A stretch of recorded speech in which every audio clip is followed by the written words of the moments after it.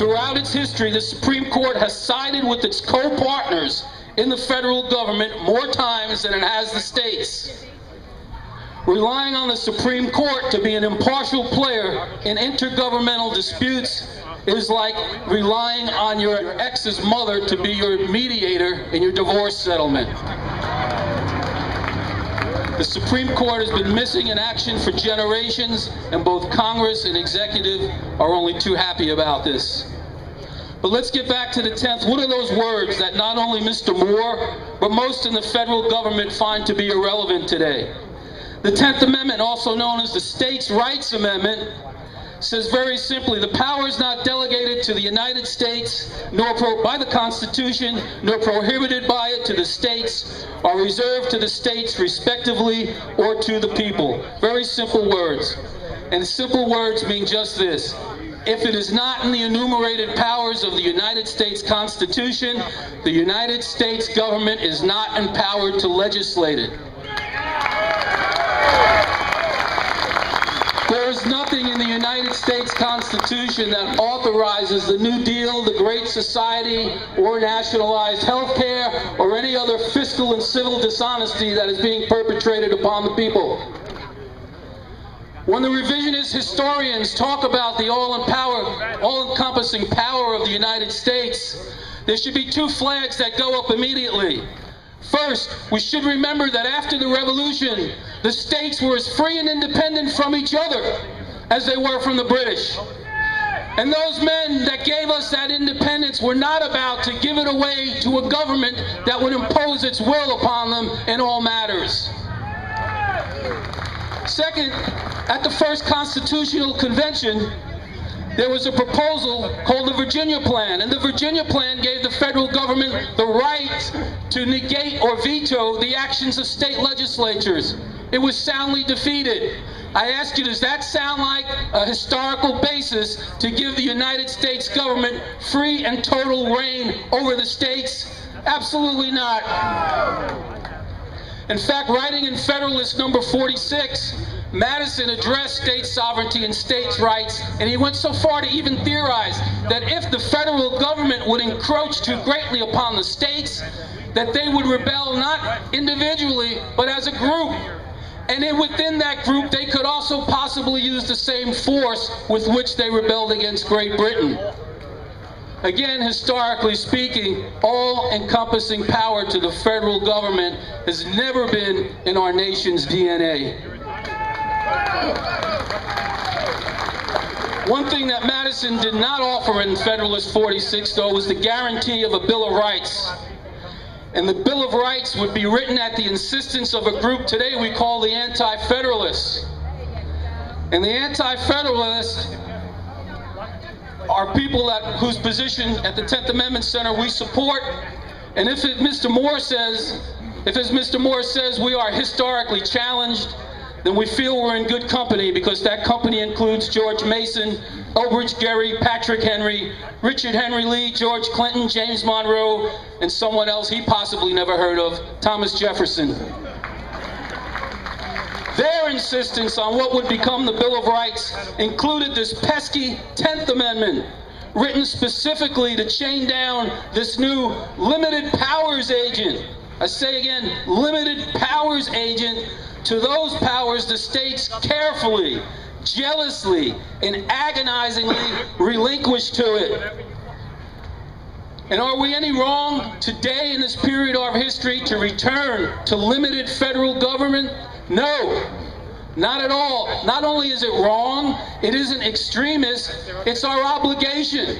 It's our obligation as citizens, and it's our obligation as a people who are the first line of response in the defense of our own liberty. Our opponents seek to assign hatred to our words. They seek to discredit our attempts to return the states to their proper check and balance position on federal power. But neither history or current events legitimizes this. The truth is that the demand for state sovereignty was expressed emphatically in both northern and southern state conventions. On February 6, 1788, Massachusetts, the sixth state to ratify the proposed Constitution, was the first state to formally request amendments to the document. And their request went in part First, that it be explicitly declared that all powers not expressly delegated by the aforesaid Constitution are reserved to the several states to be by them exercised. Rhode Island, an original New England state, insisted at its ratification convention that the United States shall guarantee to each its sovereignty, freedom, and every power, jurisdiction, and right by which is not by this Constitution expressly delegated to the United States. And in Virginia, they demanded the powers granted under the Constitution being derived from the people of the United States be resumed by them whensoever these same powers shall be perverted to their injury or oppression, and that every power not granted thereby remains with them and at their will. Remains with who? With you and at your will. Friends, have you ever known a period in your life where the federal government has abused its power to the pointed result of your injury and oppression? Never in my lifetime. I've not seen it. Did you ever think that you would be threatened in the United States of America with fines or imprisonment because you did not want to participate in national health care? No, not in our America. But have we become so comfortable with the illusion of freedom that we will ignore the intolerable act of 16,000 additional armed federal agents enforcing punishment on us for not buying health insurance? The correct term for nullification is state interposition.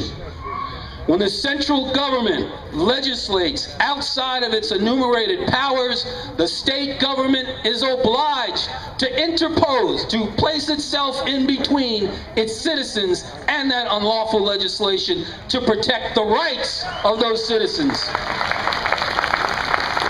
Nullification, A, is not secession, and B, it is not totally Southern in its origin. The concept was first thought of as part of the right of the state self-defense. In notes on the debates of the convention, what Madison wrote at night, he quotes Connecticut Yankee, that's right, Connecticut Yankee, Dr. William Samuel Johnson, who asked, "Does it not seem to follow that if the states as such are to exist, they must be armed with some power of self-defense?" His fellow Connecticut Yankee, Oliver Ellsworth, also asked, "The U.S. are sovereign on their side of the line dividing jurisdictions, the states on the other. Each ought to have the power to demand their respective sovereignties." These are from New Englanders.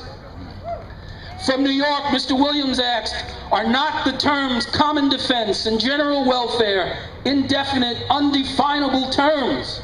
What checks have the state governments against such encroachments?" That check was the 10th Amendment. And in support of states' rights, in an amendment, no less a New England Yankee hero than Sam Adams wrote to his friend, Virginian Richard Henry Lee. He said, "I mean, my friend, to let you know how deeply I am impressed with the sense of the importance of these amendments. The idea of states' rights and the defense of same are as old as our revolution, and they are not the sole franchise of any one geographical region. The adherence to states' rights and state sovereignty threatens no one. It threatens no one except those enemies of individualism, limited taxation, and liberty." In writing the Kentucky resolutions in 1798, as proposed interposition legislation against the Alien and Sedition Acts, Jefferson asserted that whensoever the general government assumes undelegated powers, its acts are unauthoritative, void, and of no force. They are illegitimate, and they should not be obeyed.